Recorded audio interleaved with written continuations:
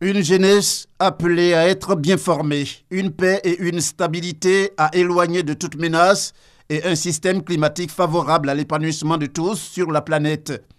Il s'agit là pour le président de la République de Côte d'Ivoire, Alassane Ouattara, 3 défis à relever à ce rendez-vous d'Abidjan 2017 qu'il appelle de tous ses voeux le rendez-vous d'un nouveau départ à l'occasion de l'ouverture du 5e sommet Union africaine-Union européenne sur les bords de la lagune ébriée.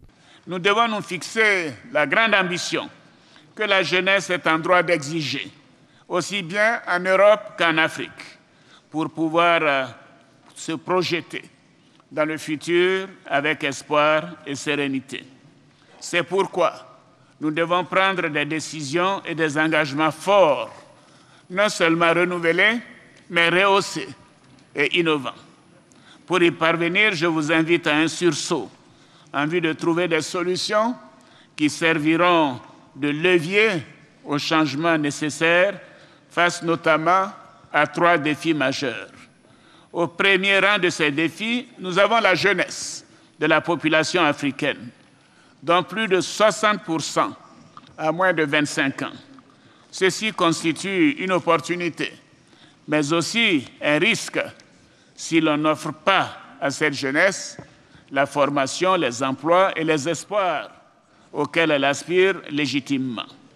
Le second défi porte sur les menaces à la paix et à la stabilité dont l'Afrique et l'Europe sont les cibles et qui requièrent une réponse forte et coordonnée sur le modèle du G5 Sahel qui permettra de lutter plus efficacement contre le terrorisme qui frappe sans distinction l'Afrique et l'Europe. En troisième lieu, je voudrais mentionner le changement climatique, qui est sans doute l'un des plus porteurs de danger pour les générations futures. Nous devons tous, pays du Nord et du Sud, respecter nos engagements pris en 2015 à Paris, lors de la COP 21, afin d'inverser la tendance actuelle du réchauffement climatique et ses conséquences désastreuses pour les pays du Sud. Tous ces défis constituent des enjeux majeurs pour le continent africain, mais également pour l'Europe, auxquels il nous faut impérativement trouver des réponses audacieuses, innovantes et durables. Même son de cloche pour le président de la République de Guinée, Alpha Condé, président en exercice de l'Union africaine.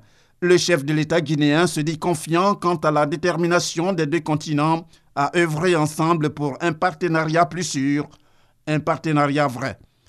L'interdépendance entre l'Europe et l'Afrique nous commande à œuvrer pour la mise en place d'un espace de coopération solidaire, capable de sceller davantage les relations qui ont uni nos peuples tout au long de l'histoire.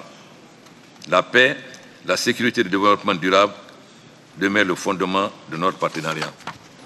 Je reste confiant en l'avenir radieux de la coopération Union européenne-Union africaine, car les priorités du nouveau partenariat ont été choisies par l'Afrique et traduisent les attentes de nos populations, notamment en matière de paix et de sécurité, développement économique et social, ainsi que de la bonne gouvernance. À l'instar du président guinéen Alpha Condé et du président de Côte d'Ivoire Alassane Ouattara, plusieurs autres intervenants ont tous évoqué l'espoir de l'Afrique et de l'Europe à mutualiser leurs efforts pour, entre autres, venir à bout du terrorisme, lutter pour mettre fin au mouvement migratoire et faire surtout confiance à la jeunesse pour tenir compte du thème de la rencontre, c'est-à-dire investir dans la jeunesse pour un avenir durable.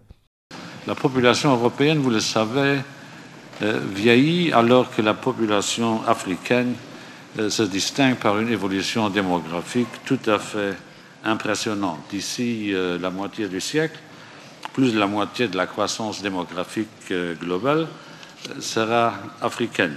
La population du continent africain aura augmenté de 1,3 milliard d'habitants d'ici 2050 et plus que 50% de la population africaine sera constituée à ce moment-là par les jeunes, d'où l'importance de toutes nos politiques et européennes et africaines et euro-africaines orientées vers les jeunes.